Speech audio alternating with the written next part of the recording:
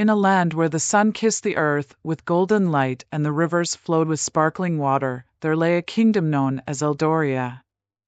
It was a place of great beauty and prosperity, with rolling hills covered in lush green grass, tall mountains standing proudly against the sky, and fields of crops that stretched as far as the eye could see.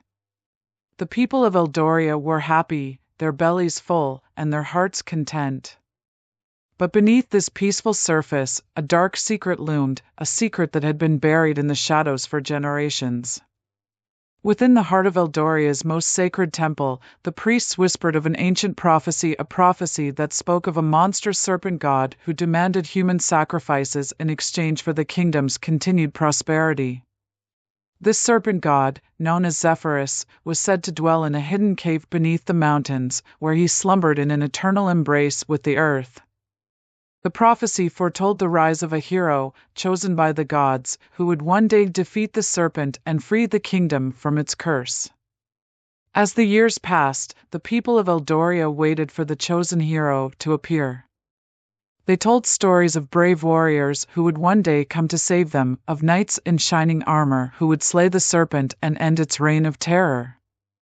But as time went on, no hero came, and the sacrifices continued. Every year, on the night of the harvest moon, the priests would select a young man or woman to offer to Zephyrus, and the kingdom's prosperity would be assured for another year. But not everyone in Eldoria believed in the prophecy. There were those who whispered that it was nothing more than a tale invented by the priests to maintain their power, that the serpent god was a myth, and the sacrifices were a cruel and unnecessary tradition. Among these doubters was a young healer named Eldoria, who had always questioned the old stories. Eldoria was known throughout the kingdom for her gentle nature and her skill with herbs and medicines. She had a kind heart and a sharp mind, and she had always felt a deep sense of compassion for those who suffered. As a child, she had been haunted by the stories of the sacrifices, and as she grew older, she became determined to find a way to stop them.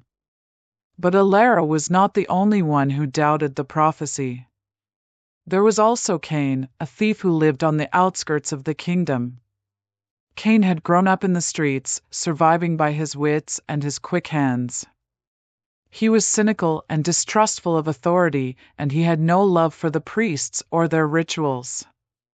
Cain had heard the whispers of the serpent god, but he had always dismissed them as superstition. Then there was Eric, a disgraced warrior who had once served in the king's army. Eric had been a proud and honorable man, but he had lost everything when he refused to participate in the sacrifices. Branded a traitor and cast out of the kingdom, he had wandered the land as a mercenary, fighting for whoever would pay him. But despite his fall from grace, Eric had never lost his sense of duty, and he still believed that the kingdom was worth saving. Lastly, there was Lyra, a scholar who had dedicated her life to studying the ancient texts.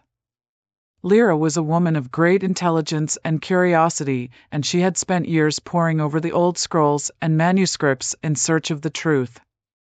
It was Lyra who first discovered the full prophecy, hidden away in a forgotten corner of the temple's library.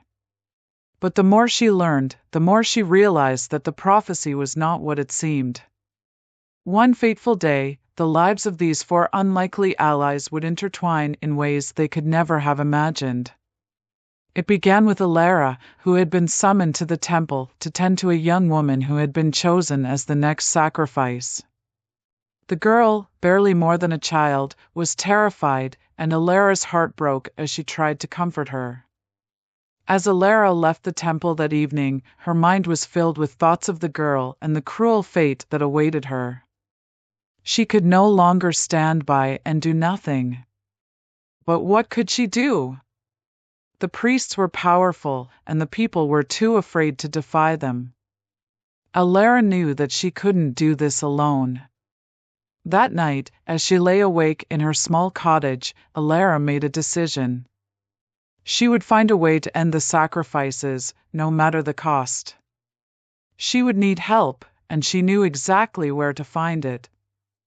Eldoria set out the next morning, traveling to the outskirts of the kingdom where Cain lived. She had heard of the thief and knew of his reputation.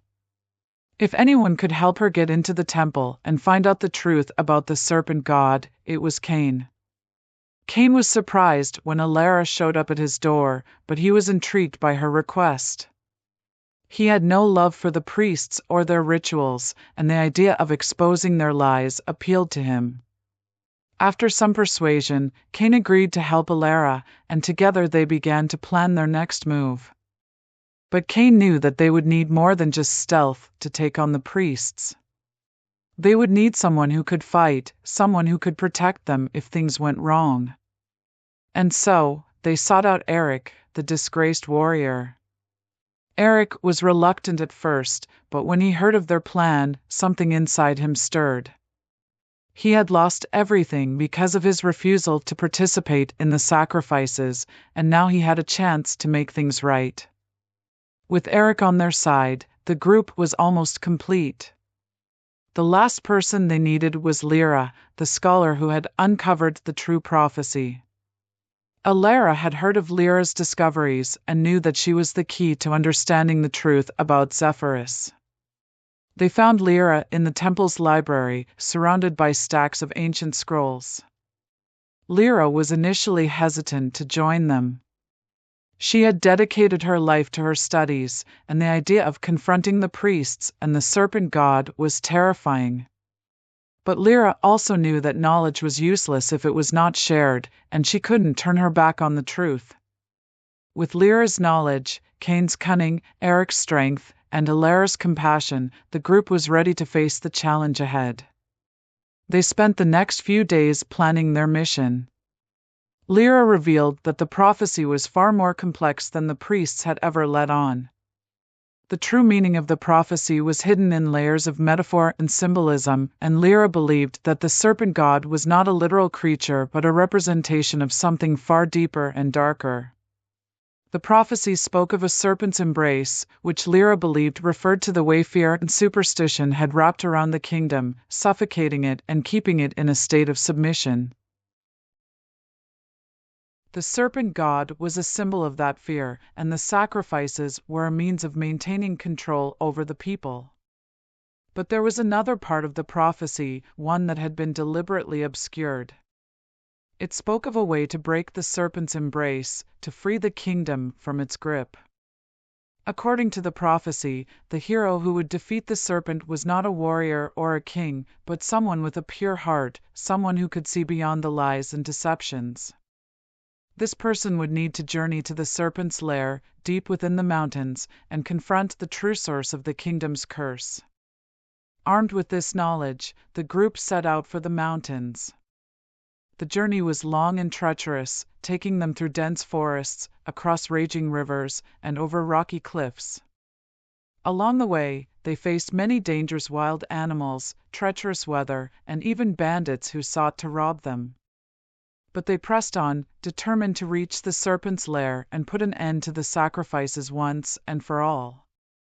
After days of traveling, they finally reached the entrance to the cave where Zephyrus was said to dwell. The entrance was hidden behind a waterfall, and they had to climb down a steep cliff to reach it. As they entered the cave, a sense of unease settled over them. The air was thick with the smell of damp earth and something old and rotten. The cave was dark and winding, with narrow passages that twisted and turned, leading them deeper into the mountain. The walls were covered in strange symbols and carvings, some of which Lyra recognized from her studies. These carvings depicted scenes of sacrifice and rituals, of people bowing before a great serpent that towered over them. But there were also other carvings, ones that showed a figure standing before the serpent, holding a staff of light.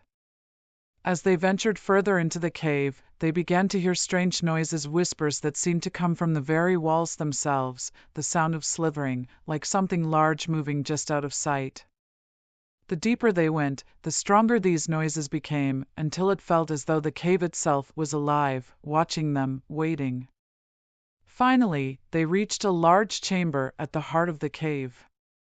In the center of the chamber was a massive stone altar, covered in ancient symbols and surrounded by tall pillars. And there, Coiled around the altar was the serpent. Zephyrus was unlike anything they had ever seen. His body was enormous, as thick as a tree trunk, with scales that shimmered in the dim light. His eyes were glowing slits of yellow, and his mouth was filled with sharp, venomous fangs. He lay coiled in a circle, his body twisted around the altar in an eternal embrace. But as terrifying as Zephyrus was, Eldoria saw something else. She saw the pain in his eyes, the weariness of centuries of existence. Zephyrus was not a god, but a creature cursed to serve as the guardian of the kingdom's prosperity, bound to the earth by a power greater than his own.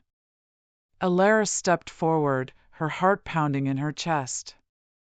She could feel the fear gripping her, threatening to overwhelm her, but she pushed it aside. She knew what she had to do. "Zephyrus," she called out, her voice steady. "We are not here to harm you. We seek the truth. Why do you hold this kingdom in your grasp? What curse binds you to this place?" The serpent's eyes narrowed as he lifted his massive head, his gaze locking onto Eldoria.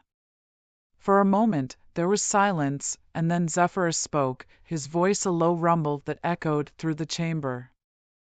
"I am bound by the will of the gods," Zephyrus said. "I was once a guardian of this land, charged with protecting its people and its prosperity. But the people grew greedy and turned their backs on the old ways. In their arrogance, they sought to control the forces of nature, to bend them to their will. The gods, in their wrath, cursed me to serve as a reminder of their power, to hold the kingdom in my embrace until a true hero could break the curse." Eldoria listened carefully, her mind racing as she tried to piece together the meaning of Zephyrus's words. The curse was not a punishment for the people, but a test of their ability to overcome their own fears and greed. "You are not the enemy," Eldoria said softly. "The true enemy is the fear that has held this kingdom in its grasp for so long. The sacrifices, the rituals, they are all a means of control, of keeping the people in line. But the prophecy speaks of a way to break the curse."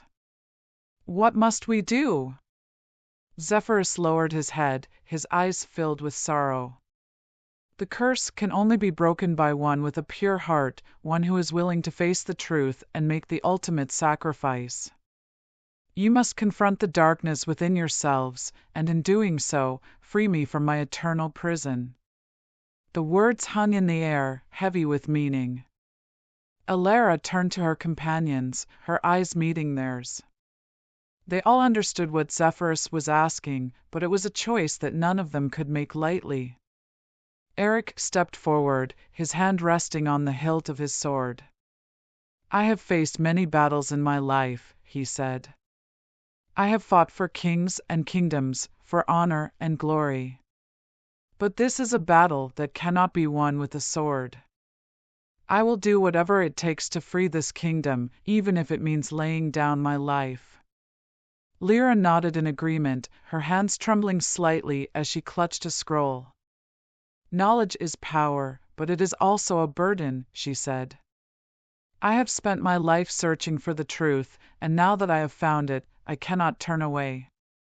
I am ready to face whatever lies ahead."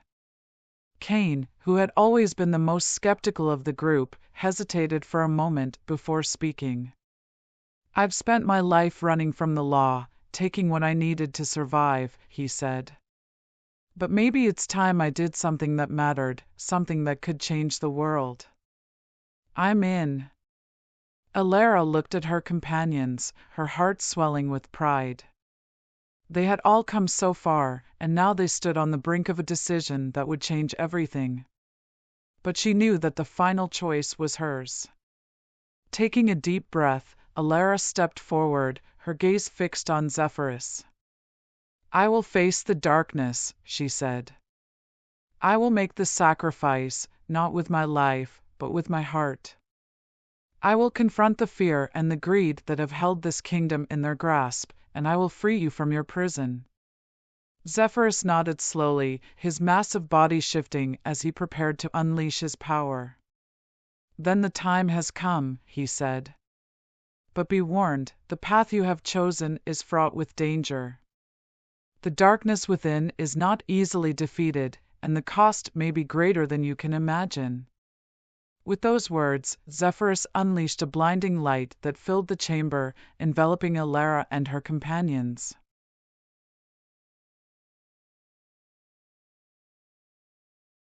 Before them stood a great door, carved with intricate patterns and symbols that glowed with a faint, eerie light. The door seemed to be alive, breathing in the darkness and exhaling light. It was the gateway to the heart of the curse, the place where they would face their deepest fears. Eldoria stepped forward, her heart pounding in her chest. She could feel the fear rising within her, threatening to overwhelm her, but she forced herself to take another step, and then another.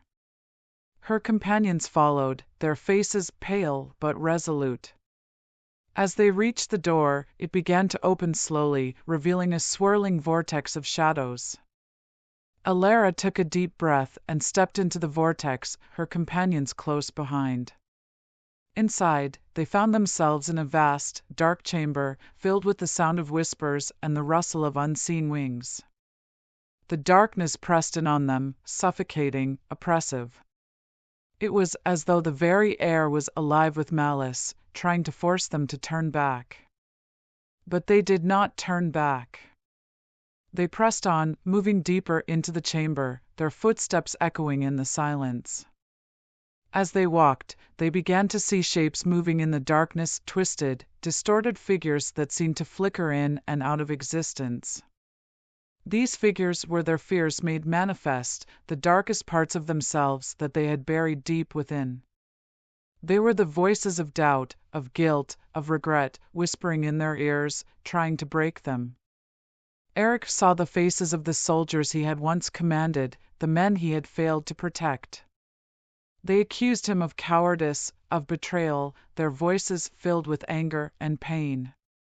But Eric stood tall, his hand resting on the hilt of his sword.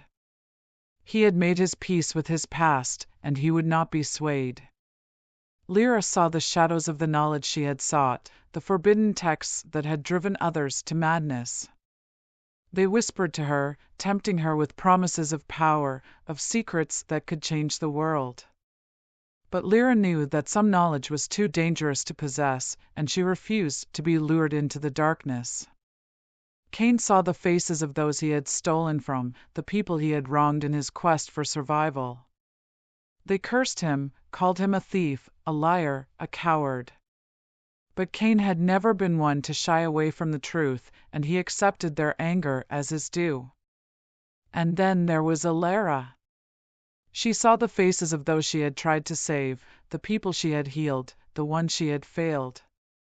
They looked at her with sadness, with disappointment, their eyes filled with accusation. But Eldoria knew that she had done her best, that she had always acted out of love and compassion. She would not let their sorrow break her. As they confronted their fears, the darkness began to recede, the shadows melting away like mist in the morning sun. They had passed the first test, but they knew that the hardest part was yet to come. At the far end of the chamber, they saw another door, this one smaller and less ornate, but no less ominous. This door led to the heart of the curse, to the place where they would face the final challenge. Eldoria stepped forward, her hand trembling as she reached for the door. She could feel the weight of the prophecy bearing down on her, the knowledge that what lay beyond this door would determine the fate of the kingdom. Taking a deep breath, Eldoria pushed the door open and stepped inside. The chamber beyond was small and dark, lit only by a single beam of light that shone down from above. In the center of the chamber was a pedestal, and on the pedestal lay a small, intricately carved box. Eldoria approached the box cautiously, her heart pounding in her chest. She could feel the power emanating from it, a deep, pulsing energy that seemed to resonate with her very soul. This was at the source of the curse, the key to breaking the Serpent's embrace. Eldoria reached out and lifted the box from the pedestal. It was surprisingly light, and as she held it in her hands, she felt a strange sense of calm wash over her. But as she opened the box, she was hit with a wave of fear so powerful that it nearly knocked her off her feet. Inside the box was a single, glowing gem, its surface swirling with dark energy. This was the heart of the curse, the physical manifestation of the fear and greed that had plagued the kingdom for centuries. Eldoria knew what she had to do. She had to destroy the gem, to shatter it and break the curse once and for all. But as she raised the box above her head, ready to smash it to the ground, she hesitated. The gem was beautiful, mesmerizing. It seemed to call to her, whispering promises of power, of wealth, of everything she had ever desired. If she kept the gem, she could rule the kingdom, bend it to her will, and bring about a new era of prosperity. But Eldoria knew that these were lies, the last desperate attempt of the curse to maintain its hold on the kingdom. She had seen the darkness within herself, the fear that had threatened to consume her, and she knew that she could not allow it to win. With a cry of determination, Eldoria threw the box to the ground, shattering the gem into 1,000 pieces. The chamber was filled with a blinding light, and for a moment, Eldoria thought she would be consumed by it. But then the light faded, and Eldoria found herself standing in the cave once more, the serpent Zephyrus lying motionless at her feet. The curse was broken. The kingdom was free. Eldoria's companions rushed to her side, their faces filled with relief and joy. They had done it, they had broken the curse, and in doing so, had freed not only the kingdom, but also themselves. As they made their way back to the surface, the cave began to crumble around them, the walls and ceiling collapsing as the power that had held it together for so long began to fade. But they did not fear, for they knew that they had done the right thing. When they emerged into the sunlight, they were greeted by the sight of the kingdom, bathed in a warm, golden light. The people had already begun to sense that something had changed, that the dark cloud that had hung over their land for so long had finally been lifted. Eldoria looked out over the kingdom, her heart filled with a sense of peace and fulfillment. She had faced the darkness and won, not through force of arms or the pursuit of knowledge, but through the strength of her heart. And as she stood there, surrounded by her companions, Eldoria knew that they had not only saved the kingdom, but they had also changed it. The old ways, the fear, and the greed that had once held the people in their grasp were gone, replaced by a new sense of hope and possibility. The kingdom would thrive, not because of a curse, but because its people had learned to face their fears and embrace the light.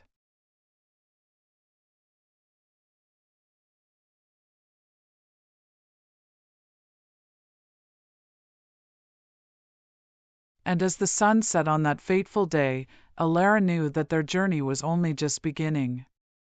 In the years that followed, Eldoria, Eric, Lyra, and Cain became known as the heroes of the Serpent's embrace, their story told in every corner of the kingdom. But they did not seek fame or fortune. Instead, they continued to serve their people, each in their own way, guided by the lessons they had learned in the cave. And though the serpent Zephyrus was gone, the memory of his sacrifice lived on, a reminder that true strength comes not from power or wealth, but from the courage to face the darkness within and embrace the light. The kingdom flourished, not because of fear or greed, but because its people had learned to trust in one another, to work together, and to face whatever challenges came their way with courage and determination. And so, the story of the serpent's embrace became a legend, a tale passed down from generation to generation, a reminder that even in the darkest of times, there is always hope. And that hope, once kindled, can never be extinguished.